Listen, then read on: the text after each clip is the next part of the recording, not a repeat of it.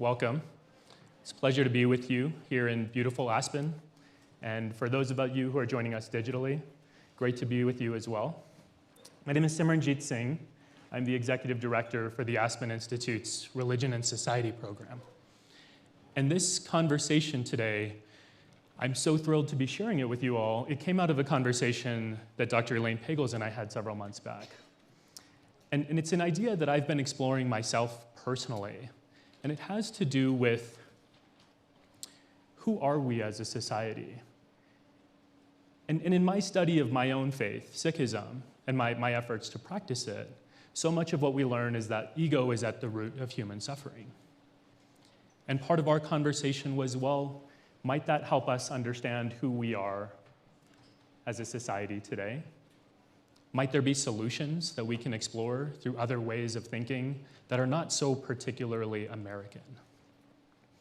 And the title of this talk, I love it. It's incredibly provocative, right? Does America have an independence problem?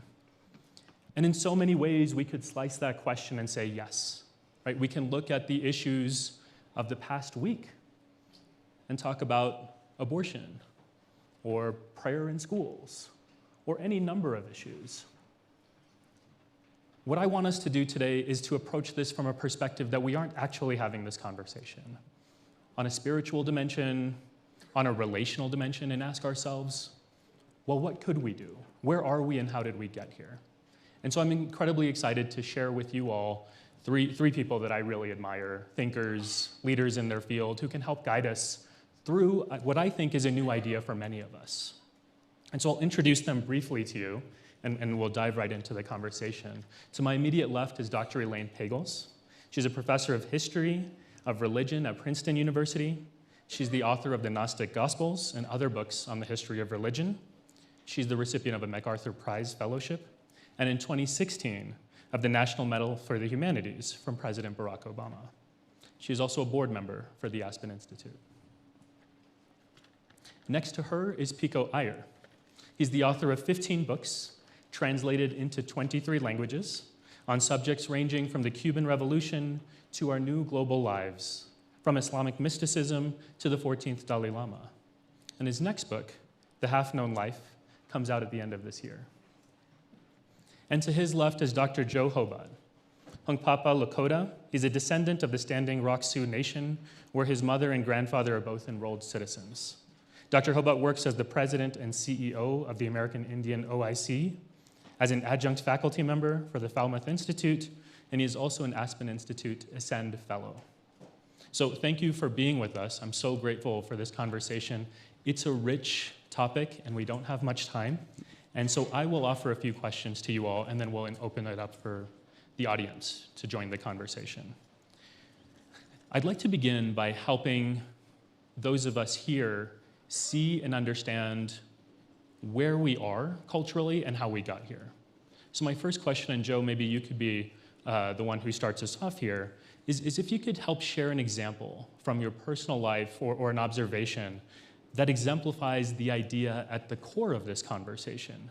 You know, that so much of modern Western philosophy is centered on the individual, and this contributes to the conditions of competition and comparison, and ultimately self-centeredness. So please lead us off. Well, in a word, yes and yes. So, haumatake wasin hihani lashin washte. Good morning, my relatives. Dr. Joe Hobot, Hunkpapa Lakota, proud to be here. From our perspective, and operating through the worldview that I've been raised on and taught by my elders and my family, which is the indigenous worldview, and as a Lakota man, we have this concept known as the Teoshpe. Teoshpe is the concept of the extended family, where anybody that is sharing space and living with you within that community is part of that extended family, that everyone has been endowed with certain gifts and talents by the Creator, and that in this relational concept and construct, leadership and participation to exemplify and lift up the Teoshpe in its entirety is what's exemplified as the way of being that we should adhere to. And so there's a rotational piece to leadership where certain skills are called upon in certain times, and the community works together to harness these energies in order to provide and enable us to thrive. And from our perspective, we were doing just fine for a millennia. And when the colonizers came in, What we had to contend with, and circling back to your original questions, is what we kind of refer to as the Kool-Aid of the assimilationist. And this is the scarcity mindset. It is a central precept of most capitalist societies, and it is antithetical to our teachings and belief systems as indigenous people. We believe and were raised in a concept, a worldview, that we live in abundance. And when you transcend the scarcity mindset into that world of abundance, that framework, working collaboratively and working in ways that support the Teoshpe become much easier to do. There's not this forced competition or this hyper-individualization, which we've seen kind of bastardized into slogans now here in the 21st century of he or she who dies with the most toys wins. It is completely antithetical to us. What we've come to find in personal experience is that when we work together to lift us all up, when we all win, we all win. And professionally, we have just begun a first-of-its-kind initiative in Minnesota beginning in the fall of 2021, known as the Urban Indigenous Legacy Initiative. And this was 16 Native nonprofits in the Twin Cities area banding together for 12 capital investment projects, which was when we spoke to policymakers, both at the municipal, county, and then eventually the state level at the legislature. They were befuddled by it. Why are you working together? And how is this going to work? And how is the money going to be distributed? Is we keep our own internal counsel. We have our own metrics. We have our own priorities. We will make those decisions so you don't have to pick winners and losers. And eventually we got them to understand what we were trying to attempt, and then we were confronted with language like, this is so innovative, that the community is working together to collectively represent itself in a wide array of these capital investment projects. And with a little bit of a tongue-in-cheek and shrug, we're like, yeah, I suppose it might be innovative in this construct of the dominant culture, but it's not to us. It's how we were raised, and it's how we bring forward the Teoshpe concept into our work. Thank you. Thank you. That's lovely. Pico, I'd love to hear from you. You can draw from, we have an incredibly diverse set of panelists who draw from diverse wells of wisdom, as you'll notice. So Pico, you draw from many, and I'd love to hear your perspective on this. Yeah, well, I have the advantage for 35 years. I've been going back and forth every few weeks between the epicenter of American independence, California, and a traditional society that, like most traditional societies, and just like what Joe was describing, functions on a vision of interdependence. There are 20 words for I in Japanese, and you can go a long time without hearing any of them. Buddhism has given Japan this notion of Indra's net, whereby all of us are interconnected, and so the welfare of one is dependent on the welfare of everybody else. Shinto, the animist folk religion, tells the Japanese that every mote of dust or every speck of dirt has a soul, and therefore is worthy of respect and needs our responsibility to care for it. And I think the result is most of my friends and neighbors in Japan, I think their role in life is to be a tiny, barely audible part of a symphony orchestra. And if everybody plays her part perfectly, they create beautiful harmonies. So, for example, my wife never refers to her boss by her name. She calls her tencho, or section head, which means that nothing need be taken personally. When you get off at our local bus stop in our suburban area, you're greeted by a map that shows every single family and home in the area, which is a way of saying, as Joe was saying, every parent is looking after everybody else's children. And every time I go to the health club and play ping pong, we only play doubles. We change doubles teams every 5 minutes, and we play best of 2. And so a really gifted player shows how gifted she is by converting a 9-1 lead into a really exciting 9-9 game in which everyone's invested. People keep track of the points in the game, but nobody keeps track of who's winning. And just as Joe was saying, the point is not to win, but to make everyone go home at the end of the day feeling like a winner.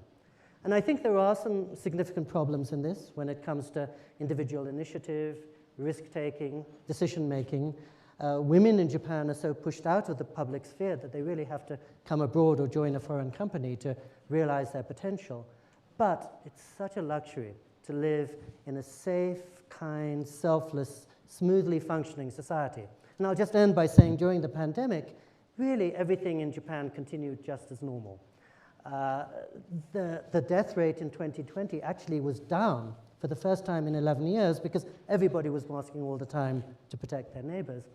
Los Angeles alone suffered 50% more casualties than the whole of Japan, population 127 million. And so every time I would fly back to LAX every few weeks, I really felt I was traveling into this cauldron of panic and rage and confusion in which many people were claiming freedom at the expense of others' freedoms. And I kept on thinking of Gandhi, who said, true individuality consists in reducing yourself to zero.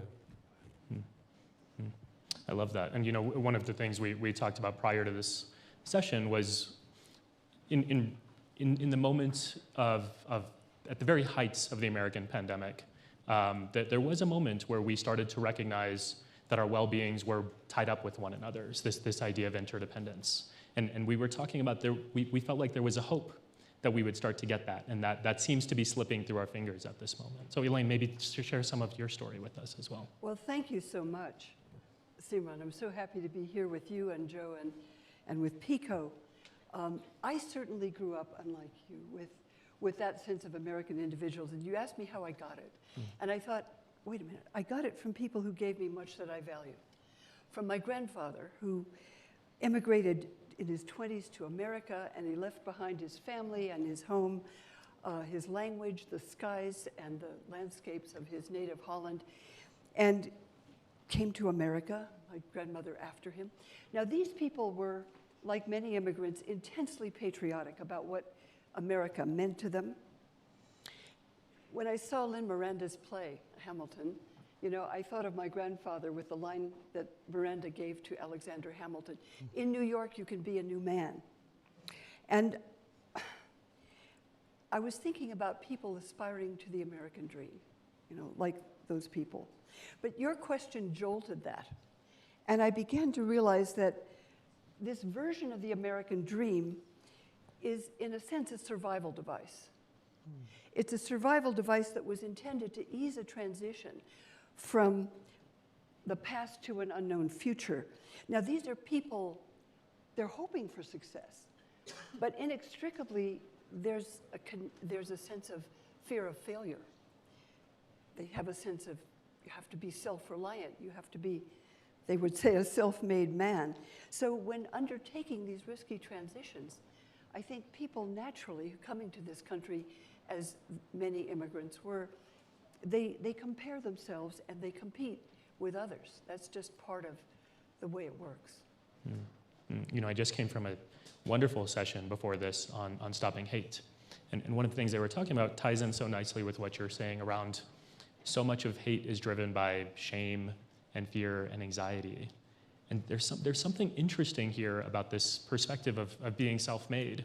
Yes. And then now the conversation is around replacement theory and what is driving the behaviors that are creating these divisions. So I thank you for that perspective. I'd like you to add a little more, Elaine, on, there's so many threads that we could pull on so far in this conversation. One to me that feels particularly poignant is about,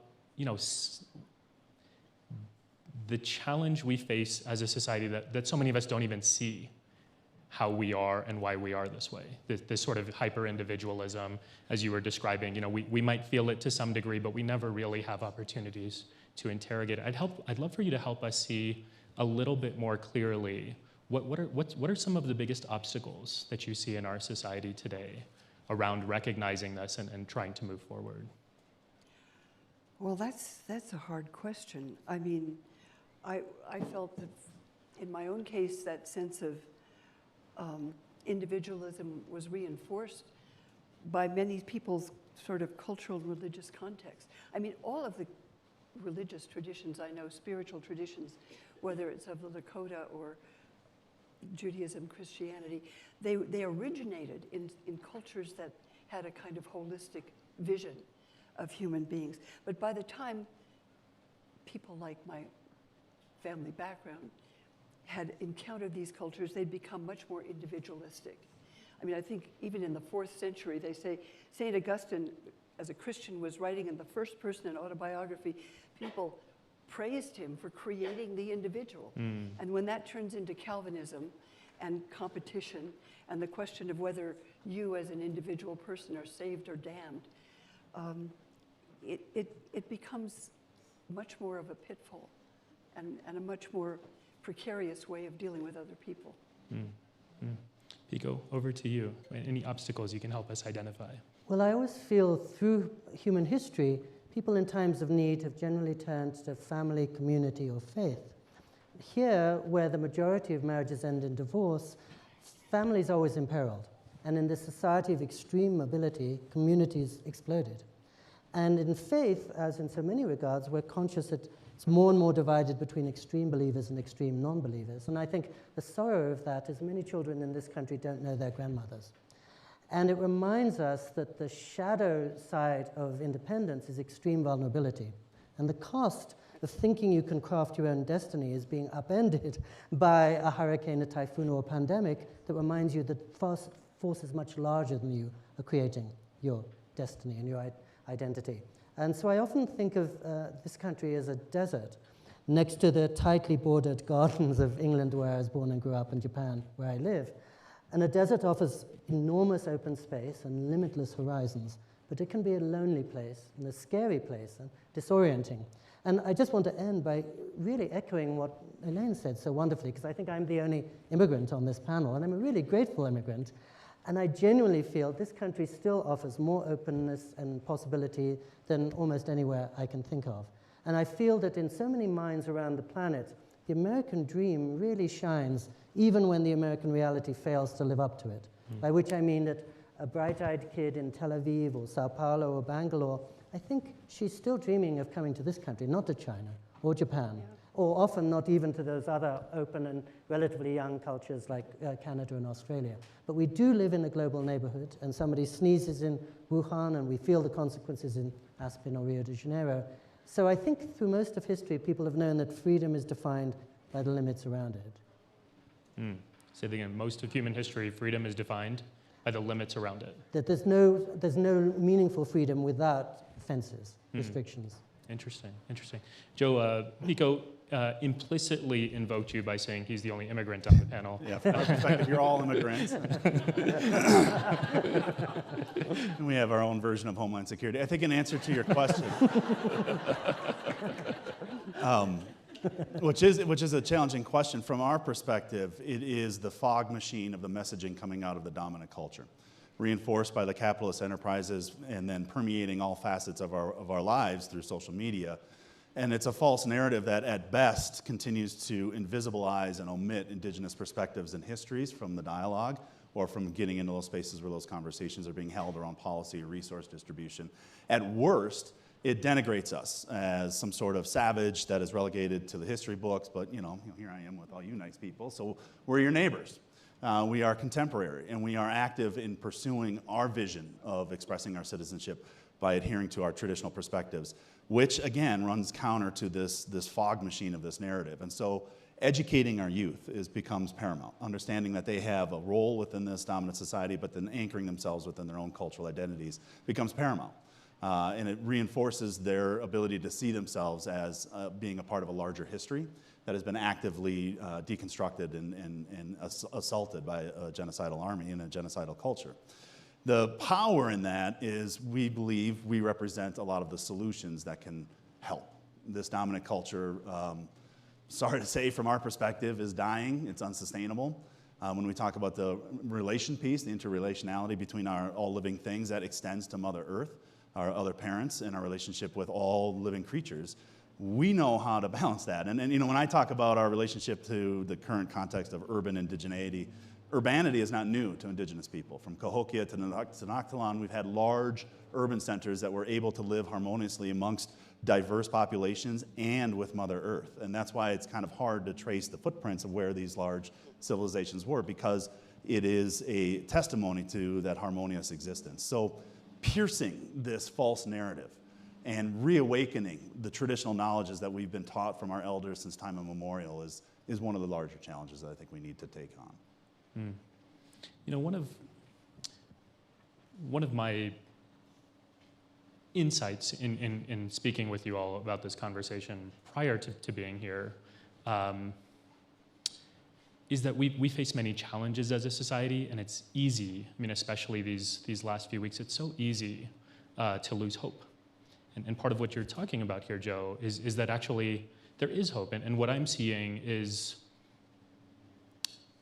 as we're struggling with real deep-seated issues, like racial justice or misogyny. And at times it can really feel like there's no way out.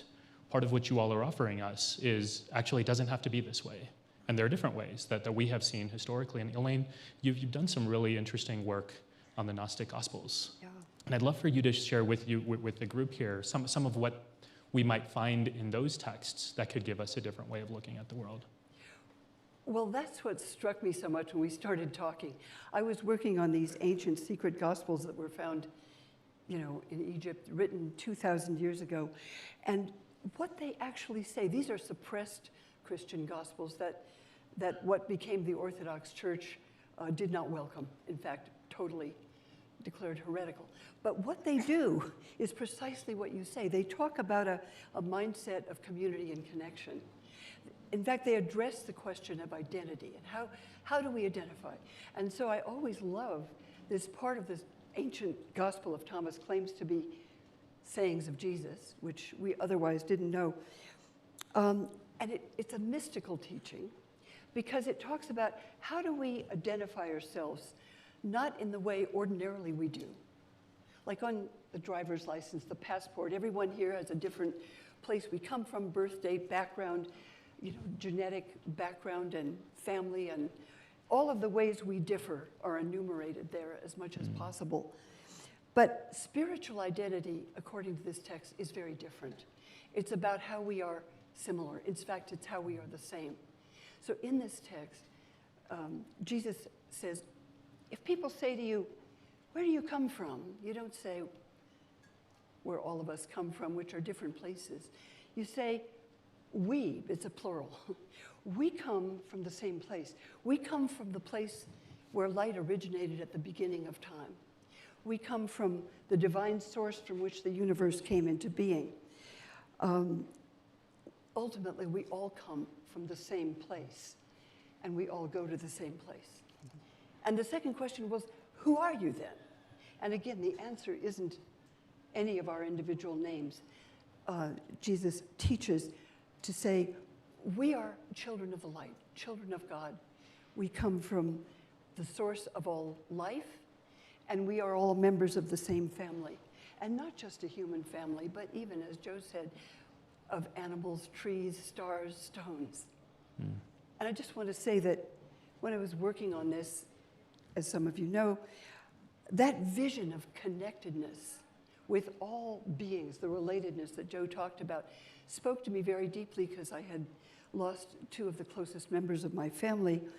And in that situation, that vision of connectedness with everyone here and all being was deeply sustaining.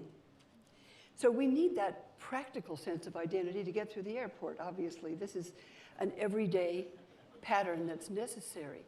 But this speaks of a mystical, spiritual sense of identity, which is a much deeper one. I personally find that incredibly provocative, and I'll share why. It's provoked a thought for me that I haven't had before. In my language, Punjabi, when you speak about yourself to an elder, you speak in the plural, first person and plural. And you say we, you say asi, or in Hindi you would say hum. Yes. And it comes up over and over again in our scripture, and I always thought that, well, this is a very beautiful, humble way of understanding, of speaking to someone. I never thought about, well, what does that mean? What are we indicating relationally when you're talking about yourself in the first person plural? It's a completely different way of understanding who you are in this world. Now, I'll offer one more, in the spirit of provocation, a thought that's coming out of what we're hearing that has to do with some of our contemporary conversations, and that is diversity, equity, and inclusion in so many ways is being offered as the solution to our challenges as we're thinking about identity divisions. And perhaps, in the spirit of this conversation, perhaps that may be a temporary solution, but it's still reinforcing, in the way that Elaine was describing, the reinforcing of the same sort of identity formation over and over. Who are you racially? Who are you by gender? Who are you by sexual orientation? But still, we're sticking to these very sort of simplistic categories, which we know are simplistic, but we don't necessarily know that there's another way of moving forward towards progress. Okay, so here's the third question, and I'll invite you to start thinking about your own questions. We'll move into the Q&A shortly. Now that we've talked a little bit about where we are and what the challenges are, I want you to solve the problems for us. So, given the deep wells that you draw from and your very powerful lived experiences, and also some of the particular challenges we've identified in our world today, what might you offer us as advice individually and collectively about how we might move forward? And also give us some incentive. What is the value proposition? What do we gain by trying to think about ourselves and our relationship with the world differently? So maybe, Pico, we can begin with you. Well, individually, I've always studied mysticism for exactly the reason Elaine was saying, that you said, it rescues us from binaries and from tribal us versus them. Collectively, I take great faith from the way in which America, modern America, has been made and remade by its latest arrivals. And in coastal, privileged California, we often feel that a wonderful sense of family is being imported by our neighbors from south of the border and everywhere. A sense of faith and community is coming to us from the latest arrivals from Ethiopia or Syria or Vietnam. I remember the first time I traveled across Vietnam in 1991. After that, I went to Melbourne, Australia to visit a Vietnamese friend who had emigrated there. And he said as soon as he arrived, he met the Vietnamese community. They pooled their resources. And so if one family struck it rich, all of them would benefit and be able to survive. So they were importing this vision of collected-mindedness into a relatively young and independent-minded society. And I do think that everyone who arrives here, as Elaine was saying, with maybe that survivalist notion, is traveling a little like your grandparents and comes here and so believes that they can make a new future that often they do. The one caveat is, I think, possibility is only as rich as a sense of reality and humility that underwrite it. So I'm always inspired when Pope Francis says the stronger you are, the more humble you have to be. And I'm always touched when the Dalai Lama tells us to take a wider perspective of history and geography, because if you think you're the center of the world, you're probably not part of it. I love that. I'll share, when the pandemic first hit, I live in New York City. My wife is a physician, and we were she's at one of the bigger hospitals, and I noticed a very similar phenomenon to what you're describing. I'll share in story. We turned inward, and I think many of us in this country did. Let's shut down our doors, all interactions, no contact with the outside world, tiny apartment in New York City. And of course, there's some safety in that, and it was very practical. But over the course of a few weeks, I realized that my anxiety about our own situation were just spiraling out of control. There was this self-obsession with our safety, and the only way out was when we began to go out and serve people who were affected and recognize, the world isn't about you, and there's a way to be more grounded and more aware of not necessarily just suffering around you, but just human experience. So thank you for sharing that. Joe, over to you. So I think in thinking about the current climate in which we live, from our teachings, from the elders and the folks in my life and through ceremony, we were always taught, you pay it forward by 7 generations. And in the construct of our cyclical vision of history, our generation, my generation, represents the 7th generation, after which there's going to be a period of tumult and the dominant culture will collapse, but something new will emerge. This has not been foreign to us. So as we see what the pandemic has done, we see this as an acceleration of what is coming. But the good news is there are people that are actively at work constructing the new emergent world that we want to be a part of. And the piece of advice that I would have that was given to us by our elders throughout all of this is be very judicious about where you want to expend your energies. And there was rationale behind that. And just to add a point of emphasis, our organization was located 0.8 of a mile from where George Floyd was murdered.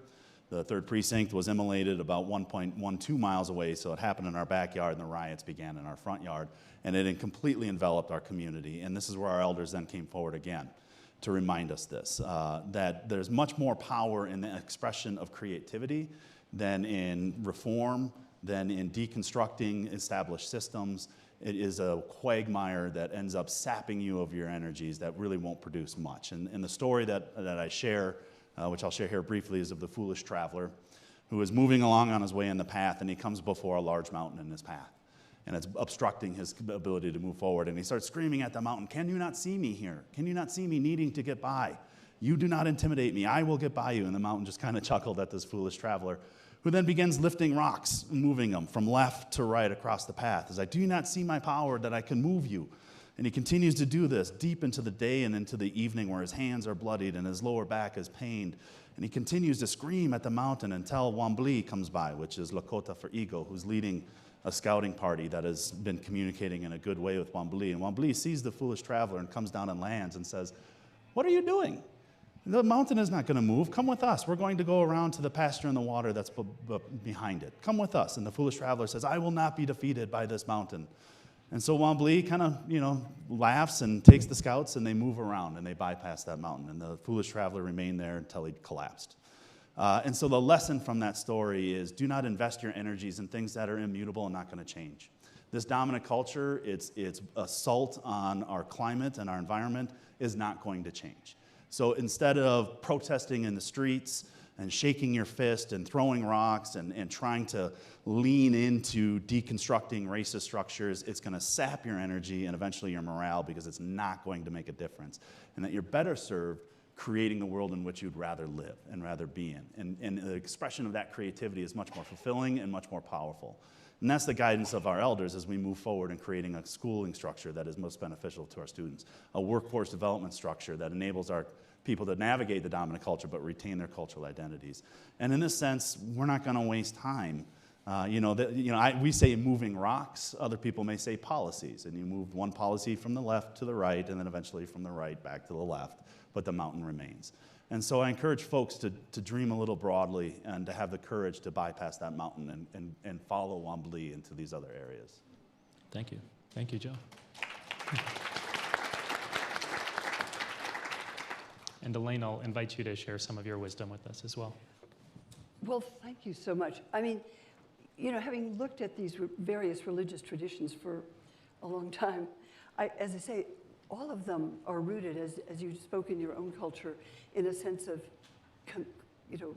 collective understanding of who we are as human beings. I think the Jewish prayers speak of we, in the Passover rituals or any others. Jesus of Nazareth, who came from that tradition, taught people to speak of our Father. It wasn't mine or yours, it was all of us. And this has nothing to do with dogma or culture or anything but our common humanity. I've seen it also in some friends in African American tradition who understand their faith that way. So the consequence is a moral one, how we treat each other.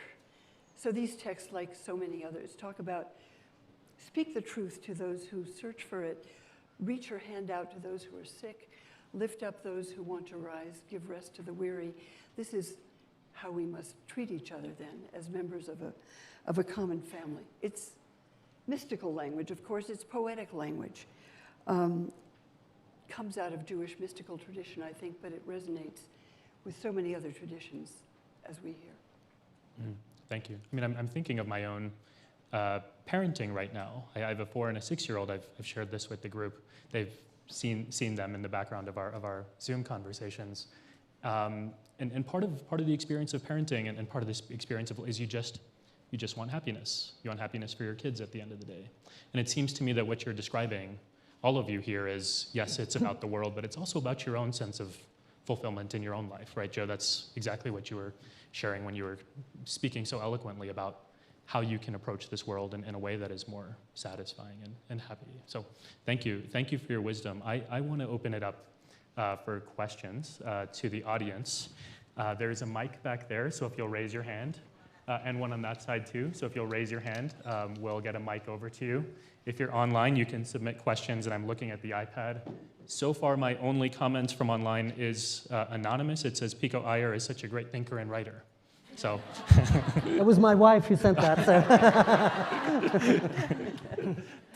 Can I say something? Please do. Because as I listen to Elaine and Joe, one of the treasures of this modern moment is that we're the beneficiary of all this ancient wisdom. In other words, they're both speaking for old traditions that have been through a lot and have worked out how to live in the world.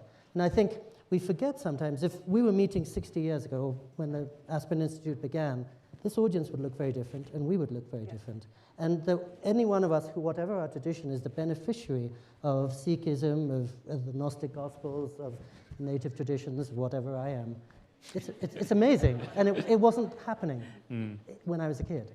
The world is really moving forwards in that way. So in other words, as a point of hope, everyone in this room has access to so much ancient wisdom. It's just a matter of listening to it and seeing how we can incorporate it. And creating the openness. There's a question over here, so please go ahead and stand up. Hello, Laura Huerta Magas, and I'm from Washington, D.C., and also an Ascend Fellow with Joe. And I'd really like to pull on the provocation, Simran, that you gave us earlier around the way that we are trying to talk about equity and inclusion and identity. You put that provocation out there, and I want to pick it back up. And I'd love to hear from the panelists on that provocation of how that conversation is or isn't moving us from I to we, or maybe if it should. Well, I think back home and doing the work, we've gotten a little cynical. We've talked about we can have a drinking game now every time someone says we're going to approach this through an equity lens. Like, okay, everybody. It's become passé. And so when we talk, on two different things. One, it's opened up a lot of doors for engagement on my behalf and my colleagues to engage with employee resource groups, Best Buy, Target, some of these large corporations. But when we get into discussing about authentic equity development, which has some very central precepts where the disparities are the worst, investments and attention must go there first, and authentic equity investment needs a disproportionate investment of time, energy, and resources, not conflating it with equality, which is a different thing. But when we start engaging with our corporate partners and our employee partners, oftentimes it gets into just box checking. Can we have some sort of flavor of the month day of recognition, and therefore we are, following a line of diversity, equity, and inclusion? Are you really? One of the things that we challenged with Target with all their locations is they ought to have a land recognition. Very simple to do on a sign as you walk in. I mean, they have different sale signs every time you walk in, so I don't think printing those signs is an issue. But that's authentic equity engagement. We can understand whose land are we standing on and why. And the ideal is that it would open up conversations and lines of inquiry.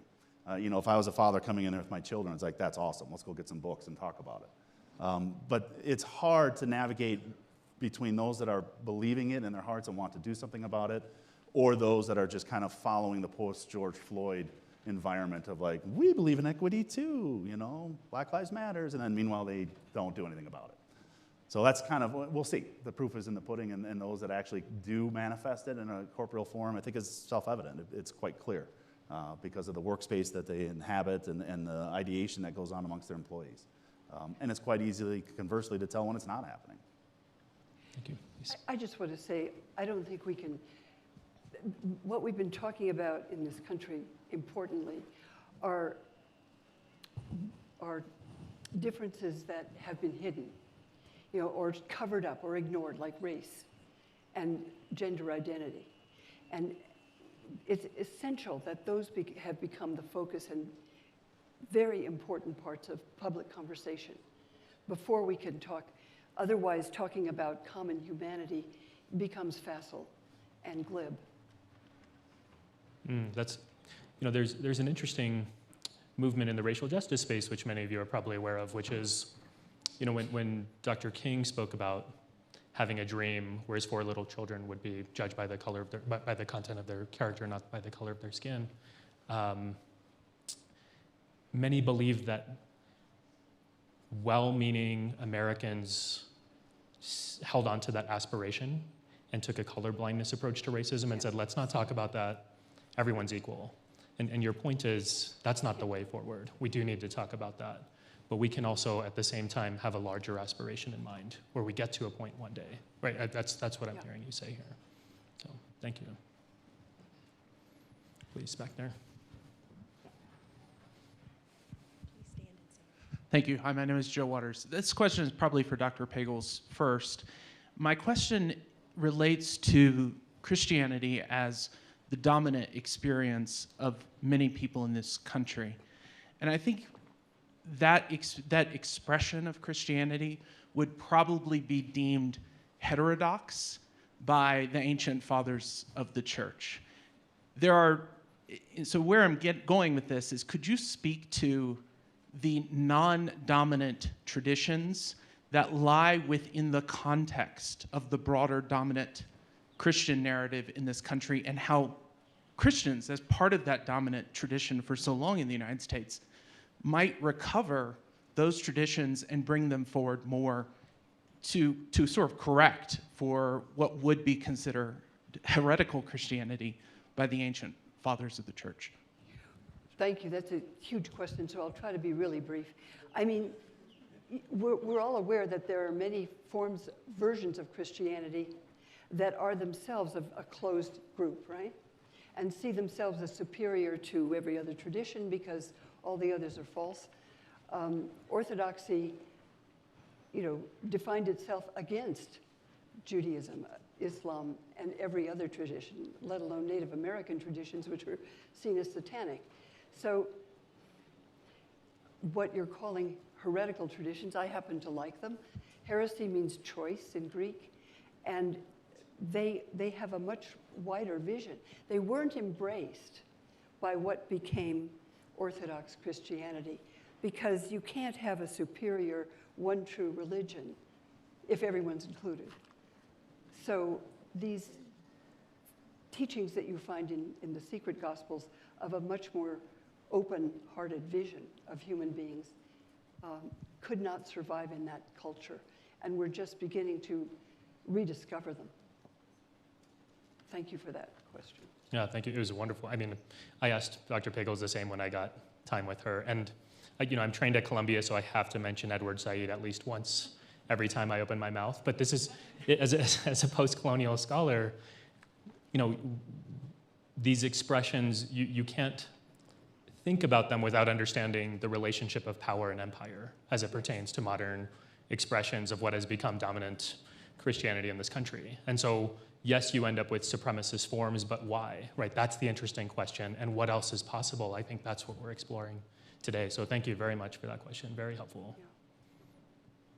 Question over here somewhere, I think. Did I catch one? Oh, please, up in the front.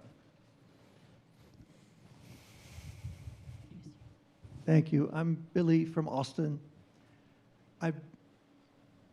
I'm wanting to move the sense of the idea of an individual or the identity of a group and its inherent exclusivity, that limit on what a group is, trying to really figure out how to articulate this, but into the need right now, it seems, to be a very powerful sense of we, to address the world, to address the things that are challenging us so profoundly.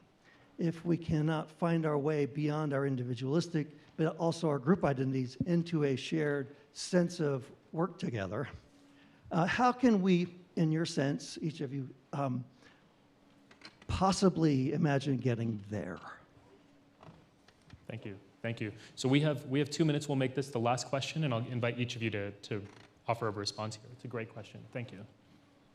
So Joe, maybe over to you first. From my perspective, this hyper-individuality is illusory. It is a spell that is woven across the general population that has hypnotized it. So to transcend it, we need to just kind of come back to our roots and our teachings amongst our family, have those conversations.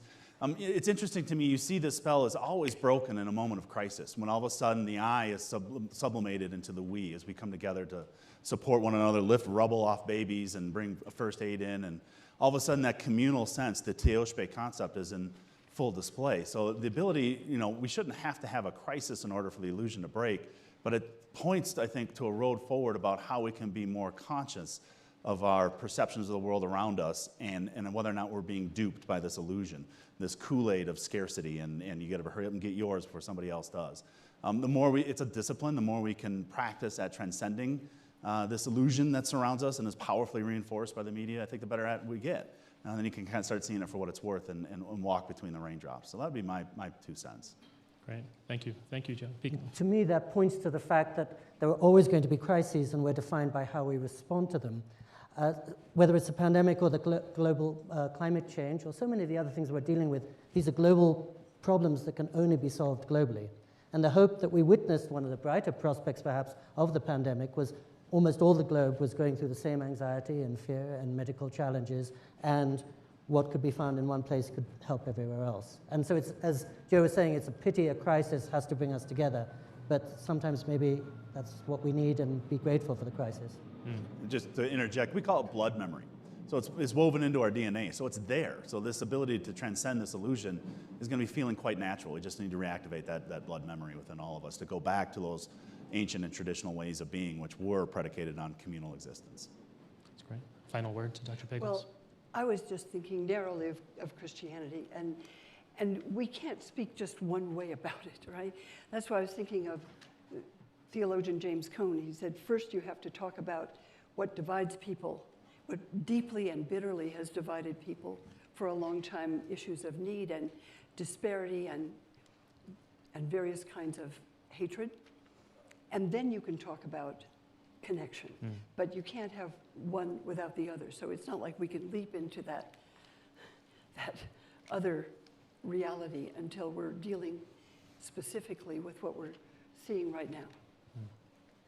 Well, I'll share a word from one of my favorite American theologians, James Baldwin, who said, if I love you, I have to make you conscious of the things you don't see. So for the three of you, thank you for doing that for us today. It's a great service, everything you do, but in particular this panel. Thank you all for being here. Thank you for joining us online.